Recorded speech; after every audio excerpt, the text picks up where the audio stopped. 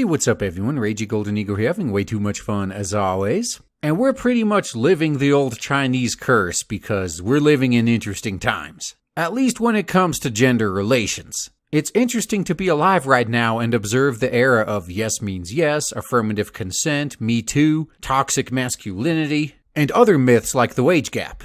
All these things in one form or another have been building up over the past few years, or hell, decades even. And at least from the male perspective, everything we used to get out of relationships we've slowly had stripped away from us, and to replace that they've just been stacking on more sacrifices and risks. So creating this type of hostile environment, this headline should not surprise you. Millennials are turned off sex, study suggests, with 1 in 8 still virgins at 26. And the only surprise for me here is how low that number is. 1 in 8?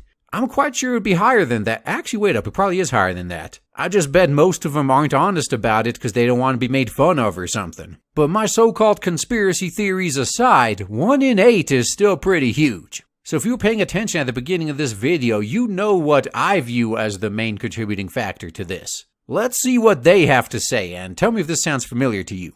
The sharp rise in the number of young people waiting longer to have sex may be because of a fear of intimacy, of course it is, and I bet it's because men are afraid of commitment too, right? So surprising that they don't want to commit to a raw deal that they don't gain any benefit from, isn't it? And the pressure of social media, according to analysts. Now, if nothing else, the pressure of social media is what leads people to claim they are not virgins. So your numbers may be a little bit higher than they actually are here. And yeah, sure enough, they apparently conducted interviews. Oh wow, this is just adding more and more credibility to my own theory here. This wasn't even anonymous surveys, this was face-to-face interviews. The interviews conducted in current year -2 discovered a rise in the number of millennials waiting longer to have sex compared to previous generations, where 1 in 20 reported still being virgins around the same age. Oh man, so it more than doubled, that's actually kind of funny. But still, as I was saying, if these were face-to-face interviews, then for men especially, they'd be a lot less likely to admit to being virgins. There's a lot of social pressure against being a virgin when it comes to guys. It's like literally the exact opposite for women. It's pretty funny when you think about it because there's no way this could work out. You can't have all guys just being studs and screwing everybody in sight, while at the same time all the girls are virgins. But that's a different problem for a different discussion. For now though, let's get back to the excuses. Susanna Absey, at least I think that's how it's pronounced, a psychoanalytic psychotherapist, what the fuck is that? Somebody in the comments section please tell me what that is, and if it's a legitimate profession. Anyway, at the Ballant Consultancy told the Sunday Times, millennials have been brought up in a culture of hypersexuality which has bred a fear of intimacy. Okay, that's possible, but what about what I said? What about a culture that's openly hostile towards men having any sort of healthy sexual attraction to women, and that's slowly stripping them of any benefits that come from associating with women and just stacking on more risks and more sacrifices to replace them? That might be a contributing factor, especially if you listen to all the complaining going on. Sure, on the male side, you do have a vocal incel community, but even they are just absolutely dwarfed by all the women out there that are claiming they can't find a good man. Oh, I'm good looking, I'm single, I'm willing, but I can't find a man. No man wants me. Why is that? Well, you scared them all off. Hate to break it to you. Looks like both sides are going to be virgins now, huh?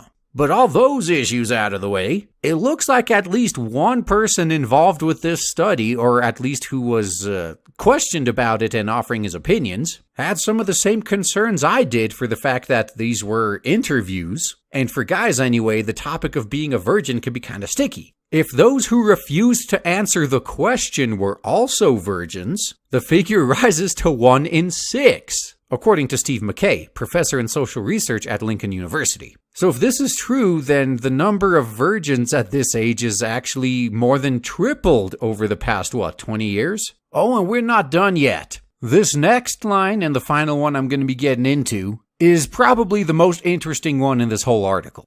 The research also found that as young people get older, they are less likely to have sexual partners, with more than 90% of those who had lost their virginity having done so before 19 years old. Now, I'd be curious to see the actual numbers behind this, But just because 90% of the people who lost their virginity did so before they were 19, doesn't mean they didn't continue going on to have sex after that. But the way this was worded, it's kind of implied that, yeah, as they get older, they are less likely to have sexual partners, so they'd stop having sex. And if this is the case, it actually does make sense. When you're a young teenage hornball, sex is all you can think about. But eventually, reality bitch slaps you right across the face. And that reality is getting ever harsher, at least from the male perspective. Previously, it wasn't so bad that it turned guys off entirely, but nowadays it's different. Once the hormonal haze is lifted from their eyes, they just look around and see, shit, I've walked into a minefield. I better retrace my steps and get the hell out of here. And before I sign off, yeah, sure, I'm gonna admit, ready access to things like porn definitely contributes to this, because it makes guys much less likely to just throw caution to the wind and sacrifice themselves just to get off, if they could do it a whole lot safer in their own home. But taking porn away is not going to solve the root cause of the problem. All it's going to do is get rid of one of the outlets these guys have that are already avoiding relationships and sex with real women.